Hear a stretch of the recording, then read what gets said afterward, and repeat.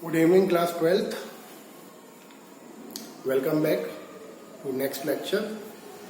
अभी तो मैं कंटिन्यूस आपको वीडियो डाल रहा हूँ। रीजन वही है, मैंने बताया आपको, एक बार सिलेबस कंट्रोल में आ जाएगा फिर दिक्कत नहीं है, फिर तो आप आराम से देखिए, आराम से चलेंगे। ऑर्गेनिक के लिए टाइम बचाना है हमें मेन। देखिए प्रीवियस क्लास में हमने क्या देखा, हमने देखा मोलर कंडक्टिविटी का वेरिएशन और रीजन, और लास्ट में कंक्लूजन क्या निकला, स्ट्रॉन्ग इलेक्ट्रोलाइट के मोलर कंडक्टिविटी को we can calculate with the help of graph, but उसका जो लिमिटिंग मोलर कंडक्टिविटी है वो भी हमको ऑब्टेन हो जाएगा। But in case of weak electrolyte limiting molar conductivity can not be calculated with the help of graph, because after some time of dilution उसका graph ऐसा हो जाता है। पढ़ाया आपने, पढ़ाया था मैंने ये। तो हम वीक इलेक्ट्रोलाइट का लिमिटिंग मोलर कंडक्टिविटी ग्राफ की हेल्प से कैलकुलेट नहीं कर सकते हैं। To overcome from this problem आपके एक साइंटिस्ट है कॉर्नवॉश, नाम बड़ा अजीब सा ये लिखा हुआ है, इसका भी मुझसे भी हो सकता है गलती हो। कॉर्नवॉश ने अपना लॉ दिया है वीक इलेक्ट्रोलाइट के लिए, इसको बोलते हैं कॉर्नवॉश लॉ ऑफ इनफिनाइट डाइल्यूशन। ये क्या बोलता है कि अगर आपको किसी वीक इलेक्ट्रोलाइट का molar limiting molar conductivity calculate करना है, गॉट इट, अगर आपको किसी वीक इलेक्ट्रोलाइट का लिमिटिंग मोलर कंडक्टिविटी कैलकुलेट करना है तो आप क्या करिए, उस केमिकल में प्रेजेंट जो कैटायन और एनायंस है उसकी लिमिटिंग मोलर कंडक्टिविटी को सम कर दीजिए।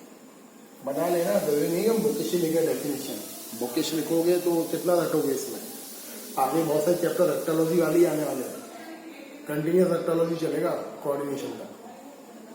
तो क्या बोलोगे, limiting molar conductivity of an weak electrolyte is equal to sum of limiting molar conductivities of ions present in it.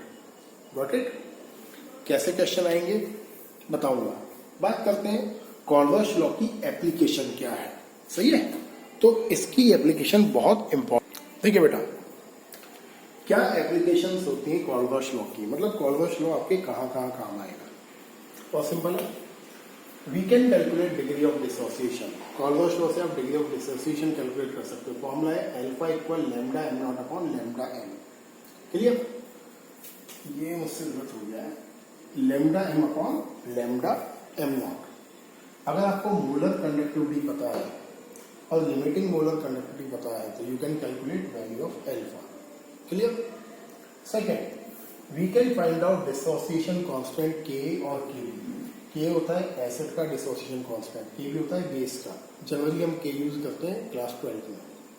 क्या होता है डिसोसिएशन कांस्टेंट, मतलब आपका कोई केमिकल किस एक्सटेंट से डिसोसिएट हो रहा है। अगर के का वैल्यू ज्यादा होगा इसका मतलब क्या है, आपका केमिकल ज्यादा डिसोसिएट हुआ है। के का वैल्यू कम होगा इसका मतलब क्या है, आपका केमिकल कम डिसोसिएट हुआ है। स्ट्रॉन्ग एसिड बेस के लिए के का वैल्यू ज्यादा होता है और वीक एसिड बेस के लिए के का वैल्यू कम होता है। ये सब इक्विलिब्रियम में पढ़ के आ रहे हैं ना, थोड़ा सा बताया गया। फॉर्मूला क्या है, सी अल्फा स्क्वायर। सी मतलब मोलैरिटी है, सिंबल सी लिखा हुआ है एनसीईआरटी में, तो molarity into degree of dissociation का square. Third application, lambda M not for weak electrolyte can be calculated. सही है, तो सिंपल 3 एप्लीकेशन है इसकी, जिसमें आपको ये और ये काम आएगा न्यूमेरिकल में। एक छोटा सा न्यूमेरिकल देखिए, आपको लैम्डा एम नॉट कैलकुलेट करना है CaCl2 का, और आपको lambda am not Ca+2 mention है 3 and lambda am not Cl- mention है 5। फॉर्मूला सिंपल है, कैसे लगा दोगे, lambda am not CaCl2 equal lambda am not Ca+2 plus 2 into lambda am not Cl-। सही है, Ca+2 का लैम्डा एम नॉट 3 और Cl- का 2 इंटू 5। आंसर क्या जाएगा आपका 13। यूनिट मैंने लिखा हूं, सही है, यूनिट आपको कल बता दिया मैंने। तो ये अगर आपको 1 मार्क में न्यूमेरिकल देना है तो 1 मार्क्स में इस तरीके का आएगा। और देखिए अगर बोर्ड में लैम्डा एम नॉट पे क्वेश्चन आना है तो इस लेवल का आएगा आपको 2 या 3 मार्क्स में। अब क्यों इंपॉर्टेंट है, जिसने हेस लॉ पढ़ा हुआ है क्लास 11th में थर्मोडायनेमिक्स का, चुटकियों में सॉल्व हो जाएगा। नहीं पढ़ा है तो भी चुटकियों में मैं सॉल्व करा दूंगा आपको। देखिए कैसे, आपको 4 केमिकल्स गिवन है, फर्स्ट केमिकल है CH3COO C2H5 एस्टर 5 है इसकी limiting molar conductivity. Water lambda am not का वैल्यू 2 है, ये इमेजिनरी वैल्यू ली है मैंने बेटा, है ना। लैम्डा एम नॉट HAC का वैल्यू आपको निकालना है और लैम्डा एम नॉट ETOH का वैल्यू 3 मेंशन है, सही है। अब क्वेश्चन आता है HAC और ETOH का मीनिंग क्या है, ये समझना चाहिए। देखिए, तो सबसे पहले ये चीज क्लियर होना चाहिए, what is the meaning of HAC and ETOH। Class 12 में कुछ आपके शॉर्ट फॉर्म आएंगे, तो कुछ शॉर्ट फॉर्म में बता रहा हूं आपको, वीडियो में देख लीजिएगा।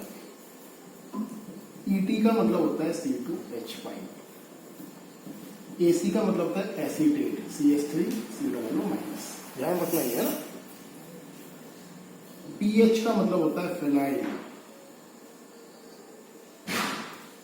EN का मतलब होता है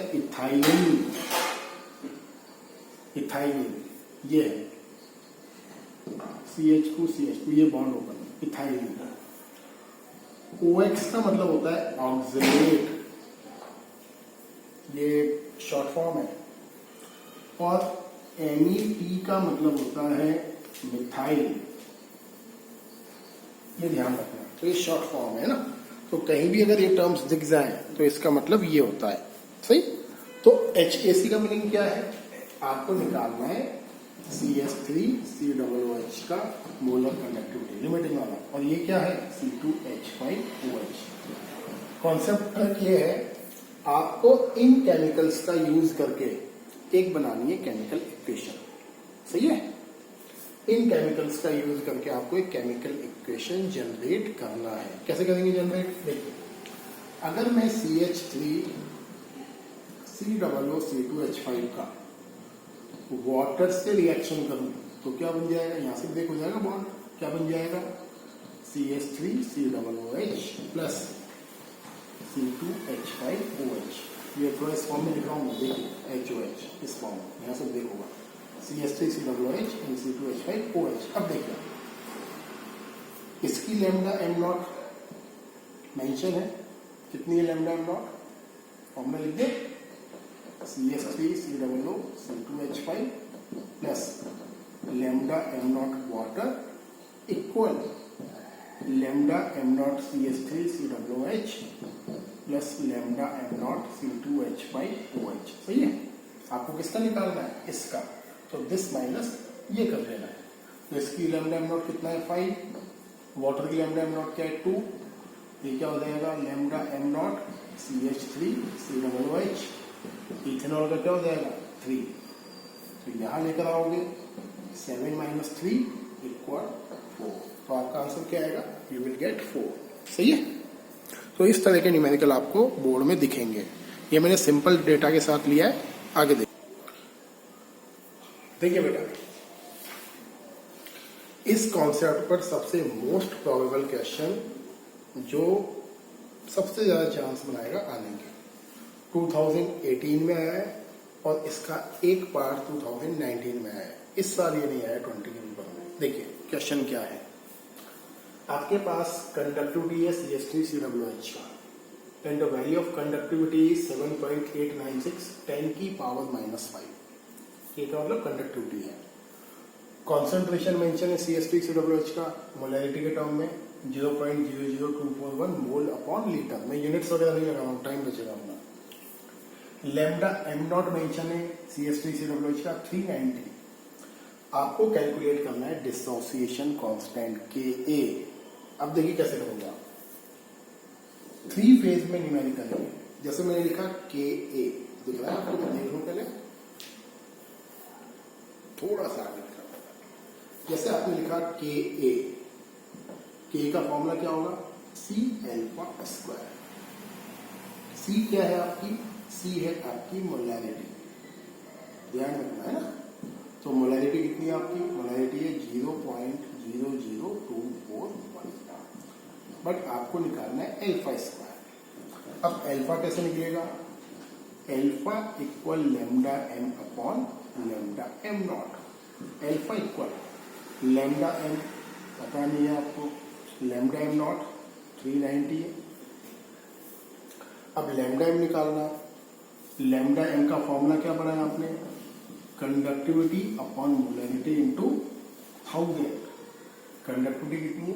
यह 7.896 10⁻⁵, मोलैरिटी 0.00241 इंटू 1000। तो यहां से निकलेगा आपका लैम्डा एम। लैम्डा एम की वैल्यू रखनी है यहां से निकलेगा अल्फा की वैल्यू रखनी है यहाँ, यू विल गेट योर के।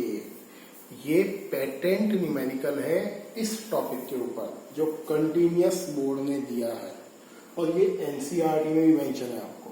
तो बहुत स्ट्रॉन्ग और इम्पोर्टेंट न्यूमेरिकल है। अगर इस टॉपिक पे न्यूमेरिकल मेरे अकॉर्डिंग आना है तो ये न्यूमेरिकल आने की चांस बनाता है आपके, है ना।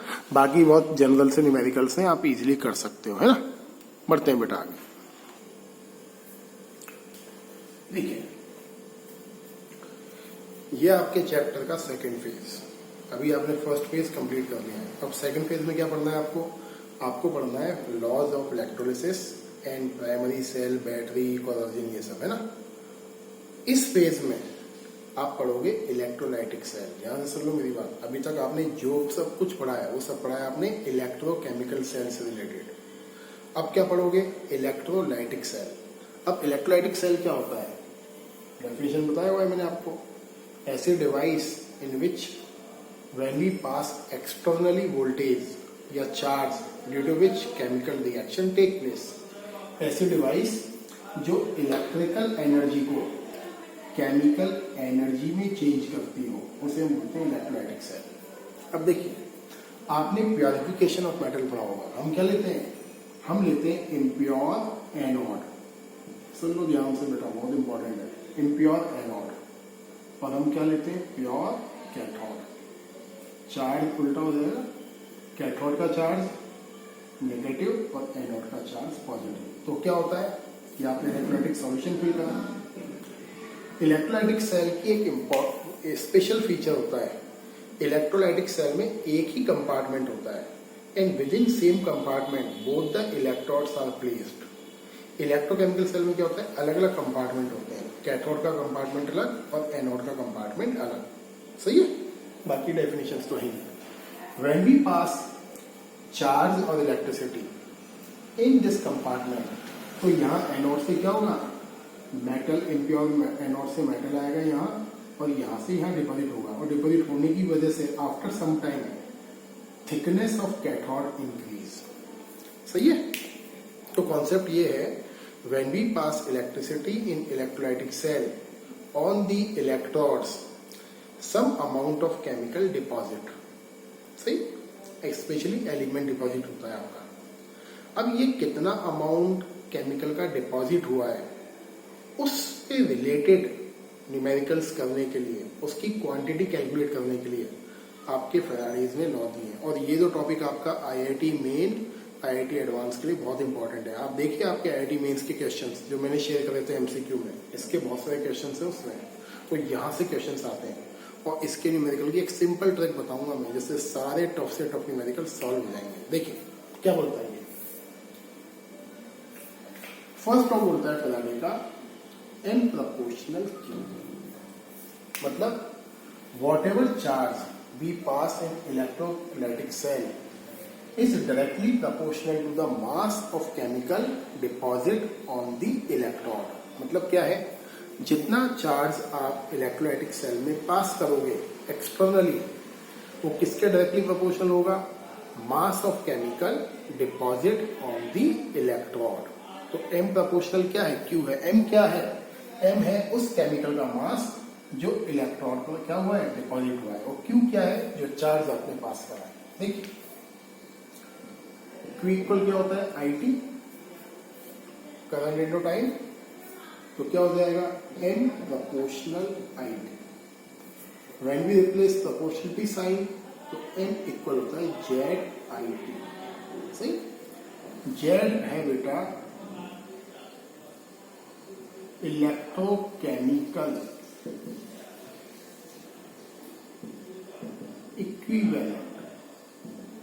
बताऊंगा क्या चीज होती है इलेक्ट्रोकेमिकल इक्विवेलेंट। अगर हम जेड को बाहर निकालें तो क्या बन जाएगा? ये NIT। सही है। अब इसकी बनाते हैं definition. How we will define z. Z का डेफिनेशन क्या होगा, तो सुनिए जेड का डेफिनेशन क्या बोलोगे आप। If we pass 1 ampere current for 1 second, सुन लो ध्यान से, डेफिनेशन बना रहा हूं। अगर हम किसी इलेक्ट्रोलाइटिक सेल में 1 एम्पियर करंट 1 सेकेंड के लिए पास करें, तो जितना मास डिपॉजिट होगा आपका इलेक्ट्रोड पर केमिकल का, उसको हम बोलते हैं इलेक्ट्रोकेमिकल इक्विवेलेंट। या तो ये तरीका है, या आप कैसे बना दीजिए, आई टी इक्वल क्या है, क्यू है, और क्यू क्या होता है, चार्ज। तो आप क्या बोलोगे, when we pass 1 coulomb charge then mass deposit over the electrode is called electrochemical equivalent. तो डेफिनेशन बना लो, ज्यादा बेटर है। बुक में आड़ा टेढ़ा लिखा होता है, बेकार रेक्टोलॉजी करना पड़ेगा। रेक्टोलॉजी करोगे, ब्रेन बॉक्स इतना है नहीं, अभी खाली रखना है हमें ऑर्गेनिक के लिए, क्योंकि वहां बहुत चीजें करनी पड़ेंगी, तो इसलिए बना लो, ज्यादा बेटर है। तो बन जाएगा डेफिनेशन। एक और चीज, जेड की वैल्यू क्या होती है ना, आप देखिए आप, इलेक्ट्रोकेमिकल इक्विवेलेंट आपने पढ़ा होगा, इक्विवेलेंट मास याद करिए, इक्विवेलेंट मास पढ़ा है आपने। इक्विवेलेंट मास क्या होता है आपका, इसका फॉर्मूला होता है बेटा, molar mass upon N factor into Faraday. ये Z equal molar mass upon N into Faraday. ये जो वर्ड है molar mass upon N factor, ये होता है इक्विवेलेंट मास। इलेक्ट्रोकेमिकल वर्ड की वजह से हमने किससे मल्टीप्लाई करा, फैराडे से। जनरल टर्म में बता रहा हूं मैं आपको। तो अगर हम इसको हटाएं तो क्या बन जाएगा, ये m equal molar mass upon n f into I t. इस फॉर्मूला से आप टफ से टफ न्यूमेरिकल सॉल्व कर सकते हो, बिल्कुल सिंपल फॉर्म में। मतलब कितना भी टफ न्यूमेरिकल आपको दे दे इलेक्ट्रोलाइसिस पे, यू कैन सॉल्व इजीली। अगर आप क्यों कर सकते हो, क्योंकि आपको इसका पूरा हिस्ट्री जियोग्राफी पता है। m का पोर्शनल q, एनसीईआरटी में इतना लिखा हुआ है, ये m का proportional I T, m equal Z I T, और जेड का वैल्यू क्या है, molar mass upon N factor into Faraday. और फैराडे की वैल्यू क्या होती है, what is the value of Faraday, 1 Faraday equal 96,500 coulomb. पढ़ा होगा आपने फिजिक्स, सही है।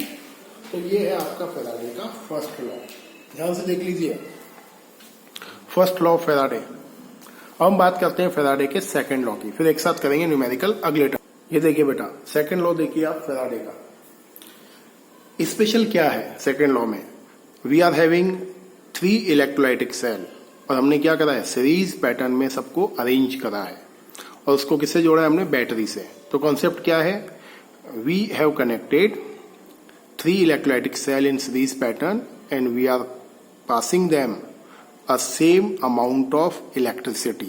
तो देखिए क्या बोलता है फैराडे, अगर आप डिफरेंट इलेक्ट्रोलाइटिक सेल को सीरीज कंडीशन में अरेंज करते हैं and we pass same amount of electricity, then the mass of chemical deposited on the electrode are in ratio of their equivalent mass. अब जरूरी नहीं है इसको डेफिनेशन को ऐसे लिखे, आप चाहे तो फॉर्मूला के फॉर्म में लिख सकते हैं। तो क्या लिख सकते हो, when we pass same amount of charge in electrolytic cells which are connected in series, then mass deposited on the electrode are in ratio of their equivalent mass, और फॉलो दिस फॉर्मूला। तो formula क्या है, mass of silver deposited upon equivalent mass of silver, mass of copper deposited equivalent mass of copper, mass of gold deposited equivalent mass of gold. तो मतलब आपने क्या लिया है, ये AgNO3 electrolyte, copper sulphate electrolyte, और ये AuCl3 इलेक्ट्रोलाइट। इक्विवेलेंट मास का फॉर्मूला क्या है, molar mass upon N factor. ये बताऊंगा मैं आपको अगले टर्न पर, सही बेटा। तो ये वीडियो देखो, इससे रिलेटेड सारे न्यूमेरिकल हम अगले टर्न पर करने वाले हैं। Thank you and have a nice day.